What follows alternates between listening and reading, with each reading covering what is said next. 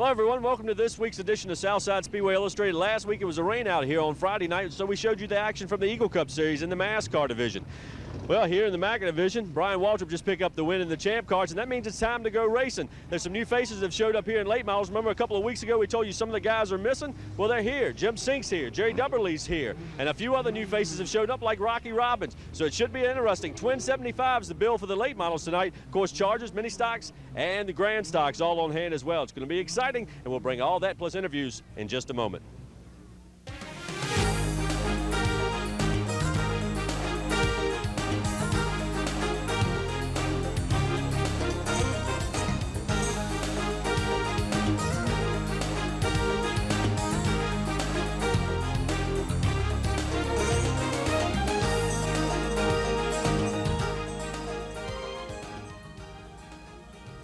Welcome back, everyone. Well, the mini stock's about to get underway, and Chris Phelps, you finally found the pole. It's around here somewhere. I knew we'd find it. We looked hard enough. Now the guys in the shop have really worked hard. Greg Deeth has given us a lot of help, you know, and it's just been really having to learn how to drive a new race car, you know, and Greg's helped me out, and we got the pole tonight. All we got to do is hold the 12 off over there, and maybe we can walk out of here with a win and sort of change our luck this evening. Maybe we can win 3 or 4 in a row. What's the game plan to hold off the 12? He's been awful strong this year. You just run him hard into one and try to hold him off from that? Well, we just try to get a good start, you know, get a good run up off the corner there and just sort of let things play out, and hopefully he'll want to get in line, and then we can race a little bit later on and sort of get away from the traffic and all that, and we can settle it hopefully about 10, 15 laps, you know, and go racing. So we'll see what can happen here. Well, that's words from Chris Phelps. We're going to head on over to Tyler McRae right now, the man who's been dominant in this division. As a matter of fact, he's won every event so far. Tyler, of course, Racer's Prayer going on right now. I know you want to listen to that, but what are you going to do to beat Chris now? He finally ousted you from the pole. Well, I can tell you every excuse in the world where I'm not sitting on the pole and out of the count right now. We'll just, Chris got his car going good tonight. We got ours back together for the race tonight, and just give it everything we got, see what we can do on the start, see what we can do on the last lap. Well, words from the 2 front row starters. Let's see the highlights. Chris Phelps would win the battle for the lead on circuit number 3 in the mini stock event. Tyler McRae would fall in line second just as the first caution fell for Pam Mays and Chris Weatherford's altercation in turn 1. With the return of green, Phelps, McRae, and Brian Bradley held the top 3 spots. McRae started his pursuit of the top spot quickly as he tried to pin the number 12 to the inside of Phelps. The leader was getting loose coming off turn 4, allowing McRae to tuck in on his rear deck. McRae settled for the runner-up spot as the lead 2 caught traffic. Single file, the duo worked to clear running ground. Free of others, the leader started to battle again with McRae applying the pressure.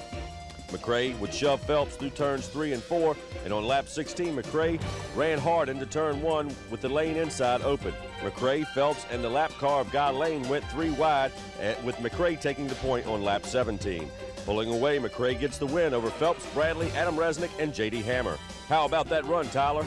That was a little more than I wanted to. I was a little faster getting in, a lot faster getting out, I thought, but he had a lot of slipping up. There's a lot of trash on the track, and my car stuck and his didn't, and I held on my brakes a lot longer than what I usually do. I was a little cautious and didn't want to do what I did, but I don't think it was too dirty. But I had a fun race, and I hope everybody else did. It had nothing to do with the Corona girls. A little bit. Tyler McRae makes it another one here at Southside Speedway.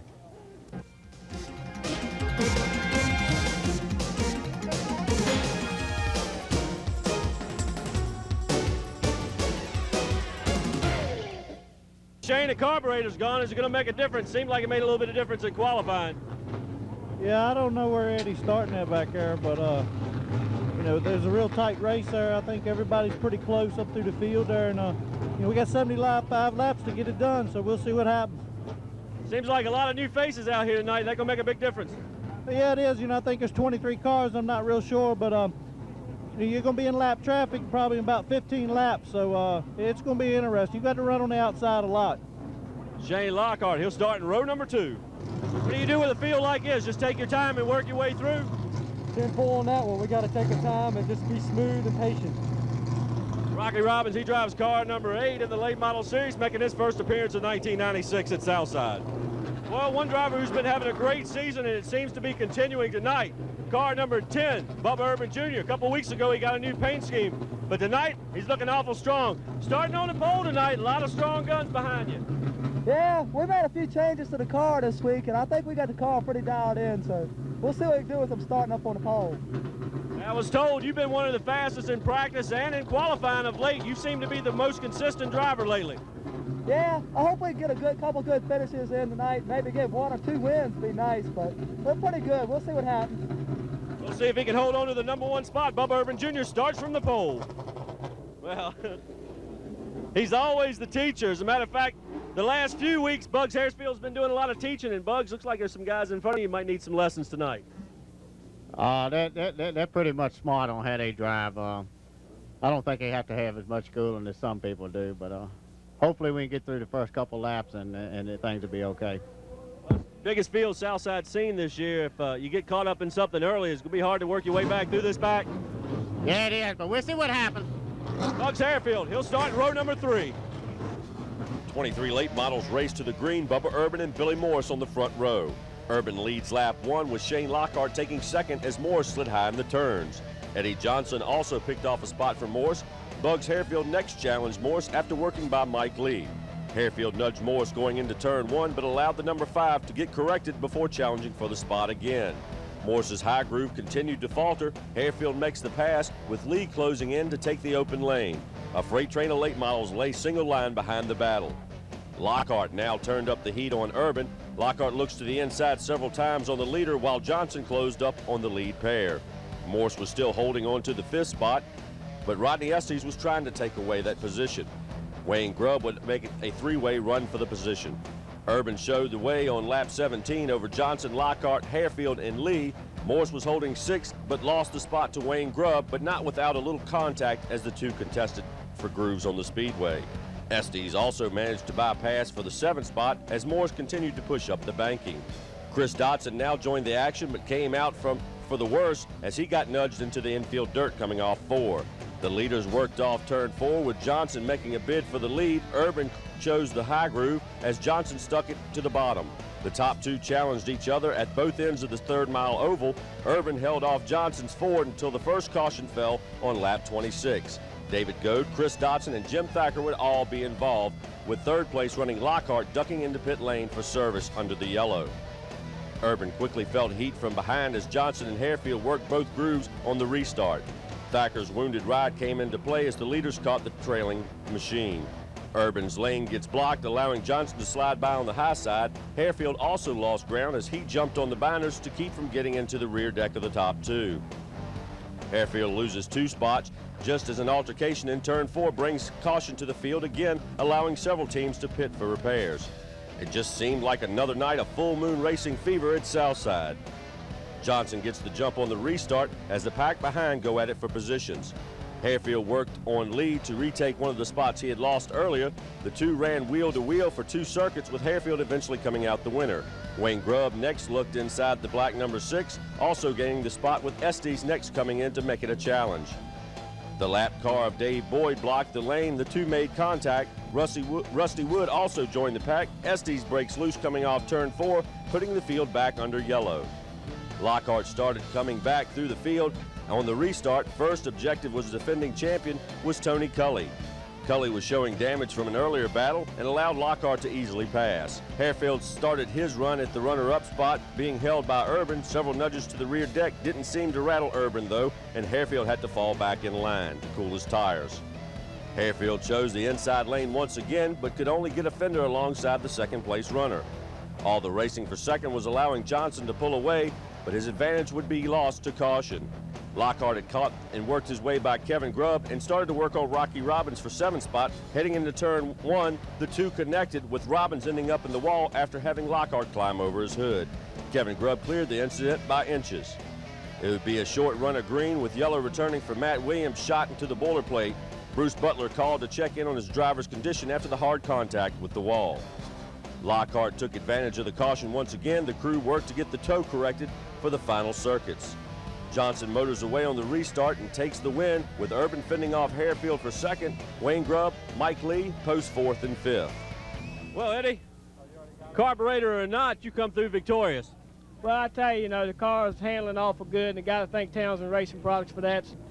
Townsend chassis, only a few of them out here, and my hat's off to him. The car just works super, and thank Ashland Ford and WRVA, Swisher Hygiene, Gray Bar Electric Company, and all the guys on the crew, my wife and kids for living with me. I haven't been home much lately, and I love them very much, and hopefully they'll keep with me and keep pushing me, and we can keep us singing Victory Lane. Well, I tell you, talking to some of the drivers earlier tonight, it seems like handling really is the key out here. Horsepower doesn't mean that much. Well, I tell you, the horsepower helps when you're qualifying, and it helps when your tires are fresh, but once your tires get used, you just can't really use it, so then you got to use your head and get your car handling and do the best you can with what you have, and like I say, this Townsend chassis just worked perfect all night long. Eddie Johnson comes up victorious once again at Southside. I tell you, a lot of battles there in that event. It's a full moon out tonight. Is that going to make a difference for the second one as well? I don't know, but I'm sort of, got that evil instinct in me, so I hope that full moon helps me out a lot. Link belt car's running real good. We had a little trouble during qualifying and got it all fixed up, so we'll look to do good, and we're going to make a few adjustments and look to do real good in the next race. Well, you were putting the pressure on this time, so I guess your butt wasn't quite as tight this week. No, I was pretty relaxed out there. I mean, I've gotten a fourth place finish, just started riding around, just trying to save the tires for the next race. Wayne Grubb comes home fourth in the first 75. Matt, you okay, first of all? Yeah, I'm all right. That was a heck of a shot out there. What exactly happened? I don't know. I think I just got up in the loose stuff. She come on around, and I went to correct. By that time, I was in the wall. With that many cars out there, it didn't look like there was a lot of forgiveness tonight. No, everybody was kind of taking what they could get, I guess. Matt Williams has a rough night. The team works on the car now, trying to get it ready to make the second 75-lap feature. Well, Rodney, kind of a rough one out there tonight. Yeah, we got people out there that ought not be out there in racing, in this type of racing. I'm telling you what, they just don't have any experience, and they got no business out there. To get lapped every 5 laps, what's the sense in them being out there? Rodney Estes, they're going to work hard now to get the car back together, and obviously upset about tonight's events.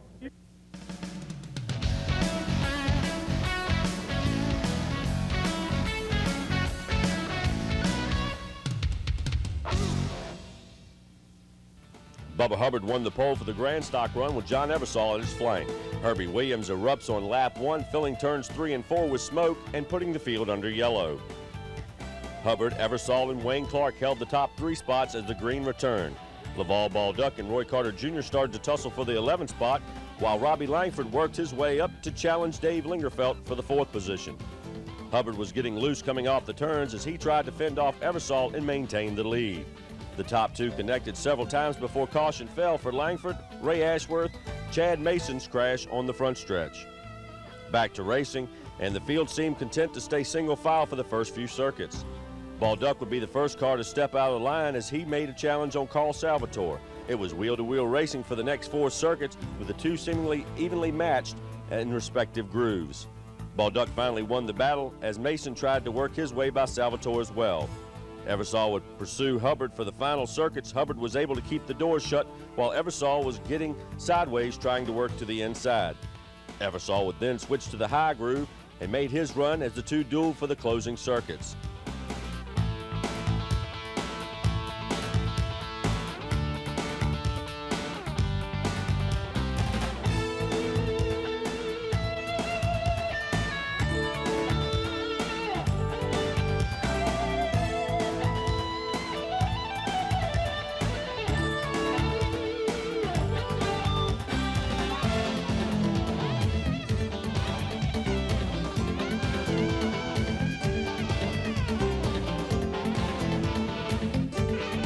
Hubbard held strong to the finish, followed by Eversole, Clark, Bill McGonigal, and Glenn Jarman.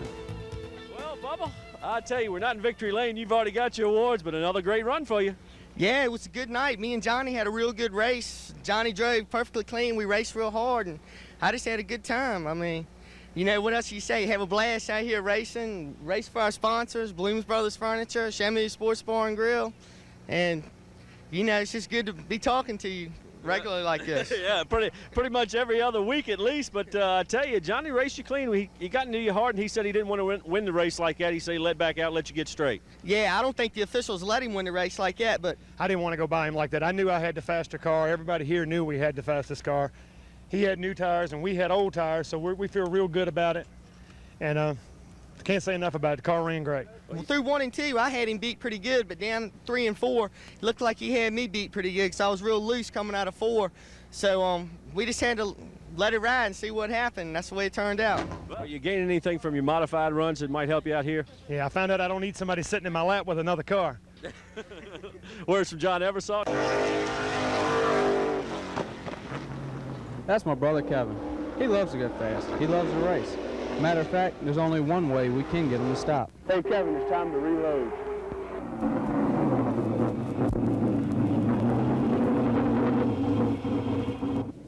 Bullets, that's the only burger we're stopping for. We tried to get Kevin to try another leading burger. He didn't think too much of it. Remember, if it ain't bullets, it ain't a burger.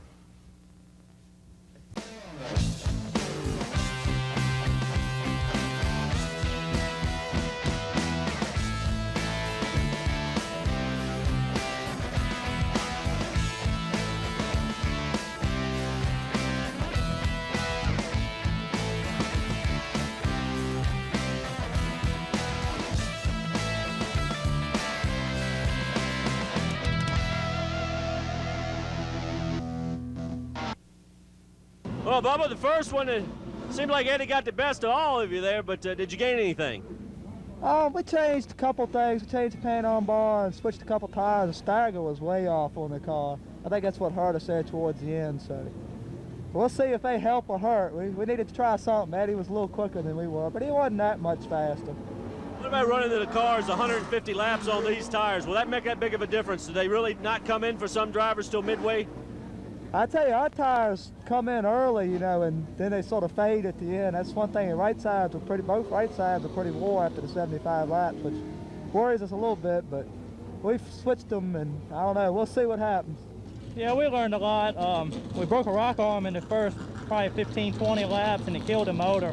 We adjusted on the handling, but the air transmission WVGO 106.5 car will run real strong tonight now. Well, with some of the cars falling out, will that kind of help you? It seems like a lot of you got held up in traffic, and that helped the leader.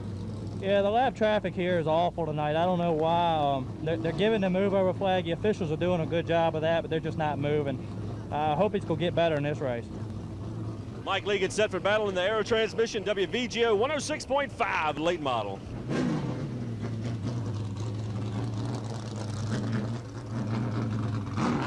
Bob, have you always played with rubber like this? All the time. Really?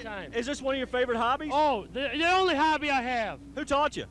Yes. Who taught you? Sammy Houston. Taught you. 21 cars would remain for the second 75-lap late model feature, with the field lined up just as they had completed the first feature. Urban challenged from the high side as the field raced into turns 1 and 2.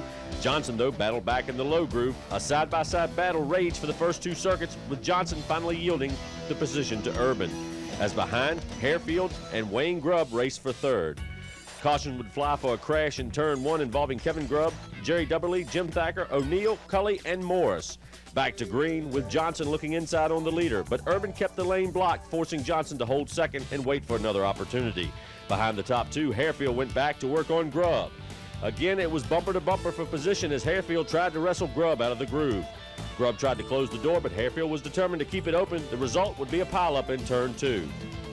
Lockhart started his march to the front with the return of green as Johnson chased the high side to contest the top spot. On the high side, Johnson made the pass, the Ford went to the front, and it was Lockhart back working on Dotson and Lee for position. When the Pontiac broke loose coming off turn 4, spinning into the infield, bringing caution into the field once again. The ensuing restart brought problems with Dotson first slowing with problems and then getting run over by David Gove.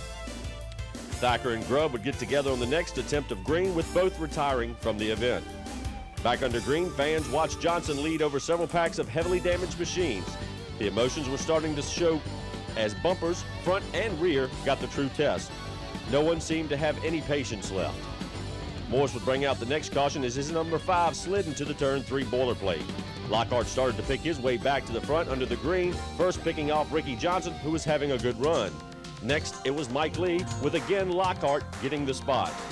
Next came Urban, who was starting to show signs of the tires and the setup starting to go away as he had predicted. Lockhart gets the second spot and starts to chase down Johnson. Johnson was a full straightaway ahead, but a caution for O'Neill's continued troubles brought yellow to the field, allowing Lockhart to close in. For the remaining circuits, Lockhart worked under Johnson several times. Time and time again, Johnson's run off the turns kept him out fronted by a fender. Nearly 20 circuits went by with the top two going at it. Lockhart pins it to the inside white stripe, but Johnson proved too strong on the high side. At a stripe, it would be nearly a photo finish. Johnson pulls off the win by a foot as the fans cheered on the two veterans. Urban takes third over Harefield and Lee. Well, Shane, you gave it a hard fight, but came up just a little bit short, about 2 feet. Yeah, I tell you, we got back in the back several times. We got up to like fourth or fifth there one time and got together with the sixth car and got down here in this dirt, and a mouth filled full of rocks and grit for a while. I didn't know where I was at or where I was going, but they kept telling me, we got plenty of time. Let's just sit there and run, try to pick them off. And it was a full moon tonight for sure, but the car weren't pretty good. These guys worked awful hard on it. Savakis had the car for a week. They've done it. Everybody up there has done a great job. The sponsors coming on board, we East Coast, things like that. We're trying to get them to victory lane, and we come up a little bit short. And Eddie run a good race. He run a clean race, and anytime I get on the inside there, he'd give it to me. And they kept counting the laps down. I kept looking at the fender on that Ford, and I was pedaling for all I was worth. I'll tell you, a lot of work on the front end, it seemed like, in between the two events. Yeah, well, in the first race over there, right towards the end, we bent a drag link up on it, bent a spindle on it, the toe was all out on it, so cut out a tire. I mean, what can I say? It was just a full moon night. Shane Lockhart comes 2 feet from victory lane.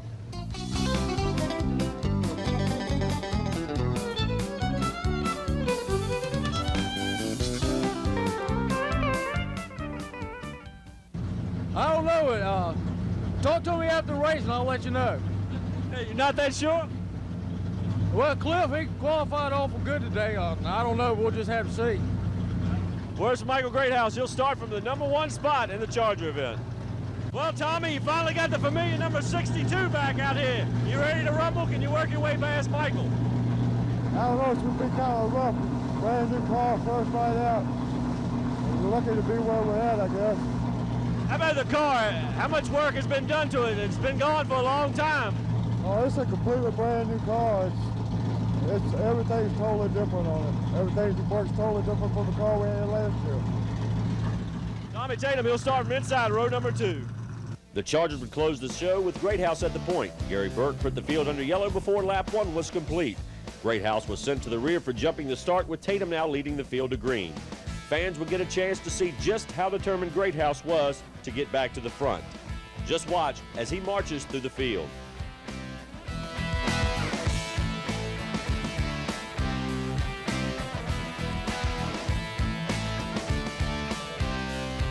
This is the kind of night that tests driver skills and patience.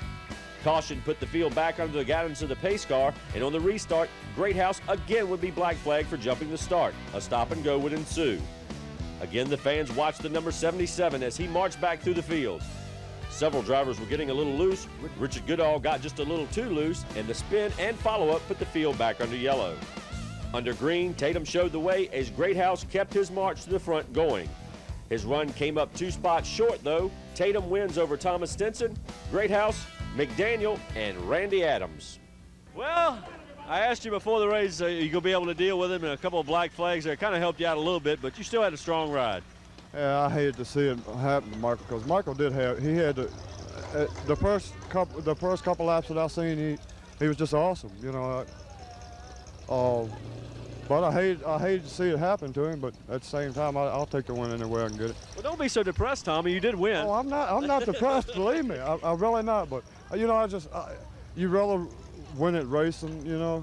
and sometimes, and the 77, is one of the cars to beat, And Well, I don't know if you looked in your rearview mirror, but he was there, and you were outrunning him at the end. You still outclassed him there at the end. I come across the line first. I guess that's what counts on. Tommy Tatum, he picks up the win, and the Knights wrap up the Charger division. As for us, that's going to do it for our show tonight. We'll be back next week with more Southside Speedway Illustrated. And I'll leave with this closing question.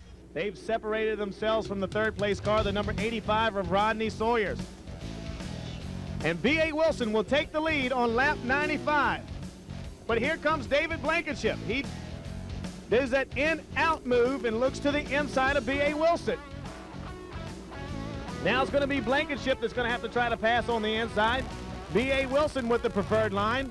As they come across the stripe into turn number 1, they are side by side, battling like it's the last lap of the race.